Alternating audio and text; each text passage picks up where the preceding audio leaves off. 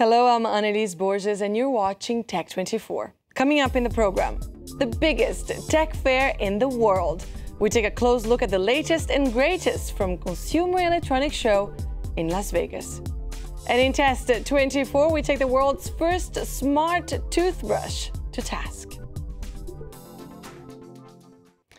2014 kicked off with the biggest tech fair in the world. More than 3,000 exhibitors presented the latest and greatest at this year's edition of the CES in Las Vegas. From gigantic curved 4K televisions to tiny versatile computer chips. But a few notable products truly stood out from the pack, enough to be trendsetters. Here's a look at one of the main themes from this year's edition of CES, tech you might want to watch for and maybe even wear. You've heard of haute couture? Well, welcome to haute technology. At this year's CES, high-tech gurus are transforming our clothes and accessories into wearable gadgets. Why shouldn't your jacket know when you're cold and know when you're hot and adjust? We're there. We know how to make the materials, we know how to make the parts, so let's make beautiful fashion and make technology a part of it. A blazer that doubles as a GPS, an electronic bag, and even this dress full of LED lights that change color. We could really tag into people's emotions, and the dress could start to change color and psychologically go into people's heads. There's even wearable technology that uses smart textiles, like this tank top made of traditional fibers mixed with invisible miniature sensors. This cloth is adapted to athletes. It helps them monitor their performance, their heart rate, their respiratory rate, and then it sends all the data to your smartphone. This Wardrobe 2.0 might soon be accessible to everybody, and will even have a virtual dressing room. This is a device that allows you to try on 3D garments. So it's going to take an outline so it can actually place the 3D garments on me. Now I have a selection of clothes on the top. So this one is really great. You can move around, you can swing, and it responds with the body. But for now, wearable computing is mostly centered on accessories like watches or glasses. This tech bracelet, for example, can help you measure the sunshine you take in on a daily basis and help prevent sunburns. This bracelet has UV sensors and you can follow your level of sun intake depending on your skin type. You can better protect yourself. The number of wearable connected devices is expected to increase fivefold by 2017 and generate more than 1 billion euros. I'm now pleased to be joined by Liam Boger from the Root Baguette. Liam, wearable technology was definitely one of the most present trends in this year's CES, but there are other trends, like we heard a lot, a theme that we heard a lot was Internet of Things as another potential trend for 2014. Can you explain to the viewers what it means and why it's important? Definitely. Well, thanks for having me. Well, we're all familiar with the capital I internet, the internet that you and I use to talk, that we use to send emails, to check Facebook and things like that. And the Internet of Things is exactly what it sounds like. It's an internet for things. Because we can't use the same internet to have my car talk to my house as I use to talk to my friends. Otherwise, that same internet, those same cords, that same 4G connection would get very cluttered.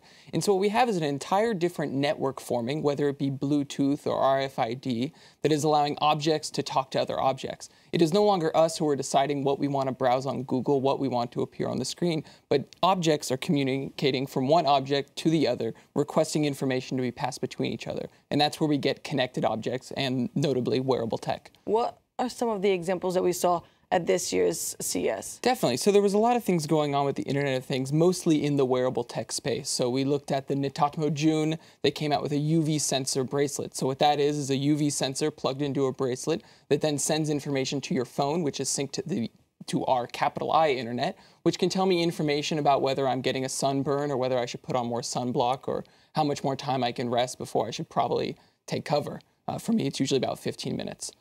We also saw other things like Google Glass, which is connected directly to the internet or connected to an Android phone, and plenty of other things around the wearable tech connected object space. Now, 3D printing remains a big bet for certain companies. We saw them printing food at CES. What about other dreamy products, those that make us dream crazy stuff that you saw at this year's edition? Definitely. Well, 3D printing is really exciting in a lot of different ways, whether it's consumer end, just 3D printing an iPhone case, or even enterprise, the idea that we could ship, instead of shipping hundreds of thousands of products across oceans, we can just send a recipe to a printer that is local and have it printed out. But there were other exciting things going on. Samsung announced a curved TV, and depending how much you've been following the 3D television, there's been a lot of technology or a lot of money being pumped into innovation around trying to make a more immersive experience.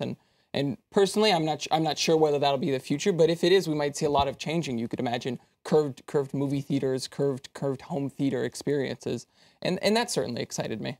All right, among the 150 countries represented at this year's CES, France was one of the most active.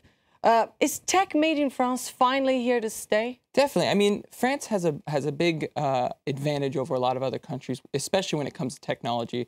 Obviously, the history with Minitel means we've been more experienced with hardware and especially connected objects than many other countries.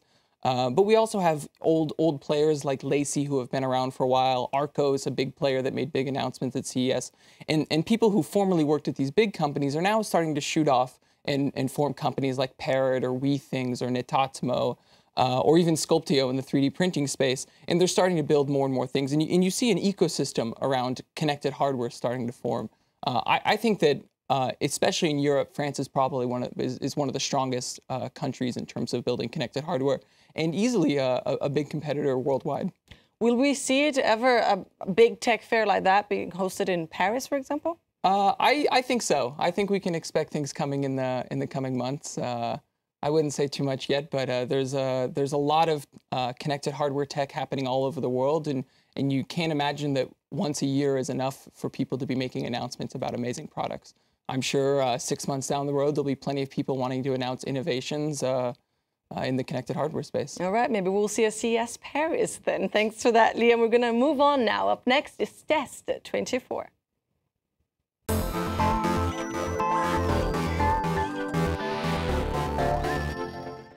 After the smartphone, the smart car, the smart watch, and the smart house, today we introduce you the world's first smart toothbrush. Yes, Colibri developed a toothbrush that analyzes your brushing habits and displays your progress on mobile dashboard for access on your phone or laptop. Liam tested it for us. Liam, what did you think? So I tried out the connected toothbrush, and it's a pretty basic concept. You have a basic toothbrush, but right here in the head you have a sensor. And so while you're brushing your teeth, that'll track things like where you're brushing, which teeth, are you going all the way back? That'll track obviously how long. And then it'll connect up to your iPhone or smartphone or web interface and allow you to track things like, did you brush your teeth well? Did you get all the teeth? Which ones are you missing? Following basic dental hygiene practices to make sure that you're getting the job done. Do we really need another dashboard? I mean, we already track how many calories we're eating and how much energy our house is consuming. Do we really need more information like that? Well, you touch on a really good point, which is that the connected toothbrush falls into a very small subsection of the bigger quantified self idea.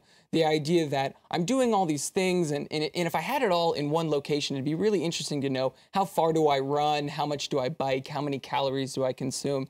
I think that specifically the connected toothbrush falls into the gimmicky section. We saw last year a connected fork that was also made by a French company that was supposed to track how much you eat. And I think this isn't quite as important to people as maybe knowing, tracking how far I run every week might be. All right, so we'll keep watching the toothbrush, but it's not a winner yet.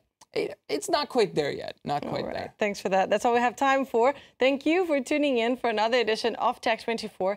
You can get in touch with us on Facebook or on Twitter. Our hashtag is Tech24, and you should get in touch with us this week. We have news about that winner of Sphero 2.0. Check out our Facebook page. And we leave you with more images of this year's edition of CES. Thanks for watching. I'll see you next week.